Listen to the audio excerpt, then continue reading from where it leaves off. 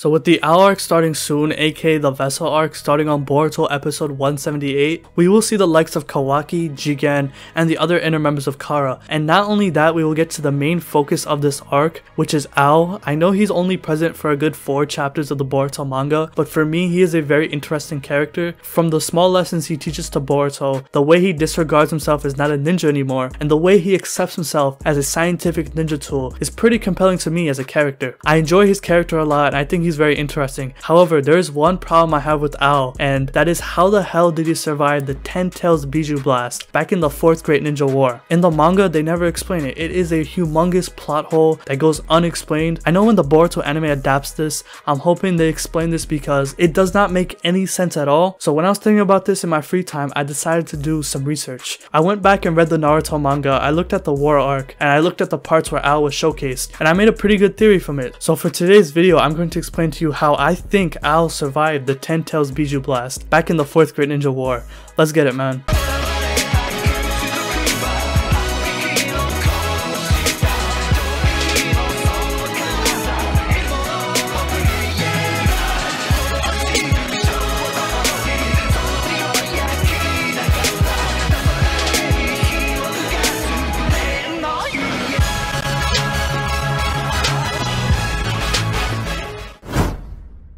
So for me to explain this theory, I'm gonna have to go a little bit off topic, but it will tie into what I'm going to say. So it will make sense later down this video. So Naruto and Killer Bee, they've been training on the island where they're supposed to stay at. Naruto has just learned how to use Kurama's powers. This is where he learns how to go into KCM1. So once Naruto has learned how to access Kurama's powers, him and Killer Bee decide to leave the island where they were supposed to stay at. And Ao, who was at the headquarters, sensed them coming toward the battlefield. This is where Tsunade and Raikage go to confront Naruto and Killer Bee, and they went to see them using a teleportation jutsu thanks to the Raikage's assistant, Mabui. Mabui possesses a jutsu that allows her to transfer matter over long distances at the speed of light. This jutsu that Mabui knows was never intended to be used for living objects, as the only person who could survive the effects of this jutsu was the 3rd Raikage because of how fast he was. Tsunade and the 4th Raikage, they used this specific jutsu, and we know how fast the 4th Raikage is. He is very fast. Even Madara was like, damn, this guy is insanely fast. And with Tsunade, she is not as fast as the Raikage. However, she was able to use this jutsu thanks to her 100 healings. And we know how insane the 100 healings is. It is a very hacksy jutsu. It basically makes you immortal for a short period of time. So like you can regenerate at will, you can heal almost anything. It is pretty insane as a jutsu. So Tsunade was able to use this jutsu pretty well,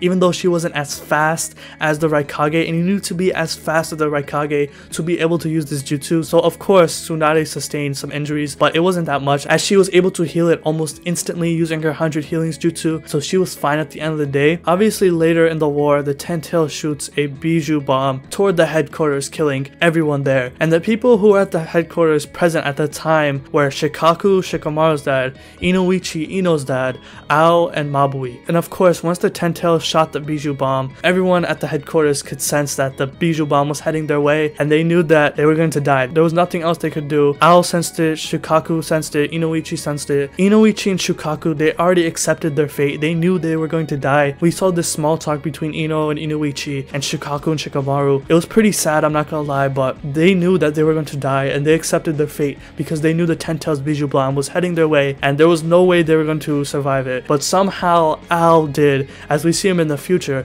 And this is where I'm gonna use a little bit of headcanon here. I'm gonna say that Ao, he didn't want to die, of course. He didn't want to get bodied by the 10 Tails Biju bomb. Obviously he wanted to live, he didn't want to die. So what I'm thinking here is that he forced Mabui to use this teleportation jutsu on him.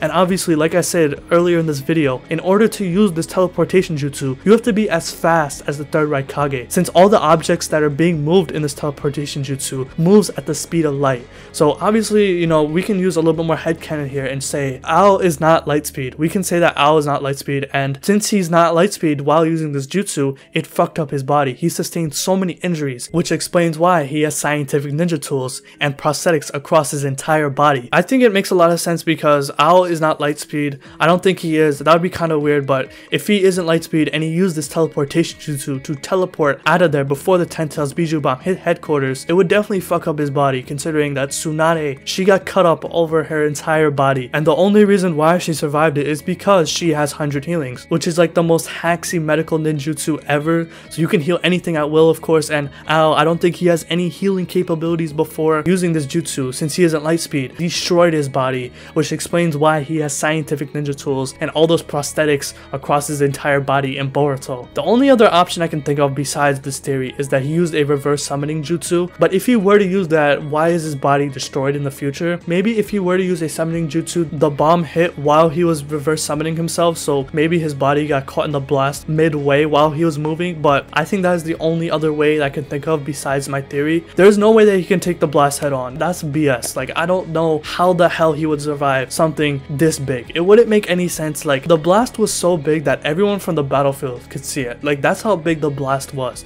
It probably can destroy a country, maybe even a continent. It was insane how big the Ten Tails Bijuu Bomb was. So I don't think Ao survived it head on. That wouldn't make any sense. I'm not sure how he would, unless he has some sort of jutsu where you don't know. Maybe the anime will add it, or maybe he cocooned himself underground. Like, I don't know. Like, I don't think those are the best ways for him to survive. If they do say that, I don't know how to feel about that. If he were just to straight up survive the Ten Tails Bijuu Blast, that's why I think he teleported out of there using Mabui's jutsu, which fucked up his body, which explains why he has those prosthetics across his entire body. The only way you can stop a Ten Tails Bijuu Blast is teleport away. We saw Minato use that back in the 4th Great Ninja War once he made his appearance. If Ao was able to take that on, I would be confused. I don't know. I'll be impressed but confused at the same time. So let me know what you think of this theory. Do you think it makes sense? I'm hoping I'm right if they do explain it. I'm hoping that the anime explains how he survives the Ten Tails Bijuu Bomb, because it is clear as day. This is a plot hole. They never explain it in the manga. So I'm hoping once the anime adapts the Ao arc fully,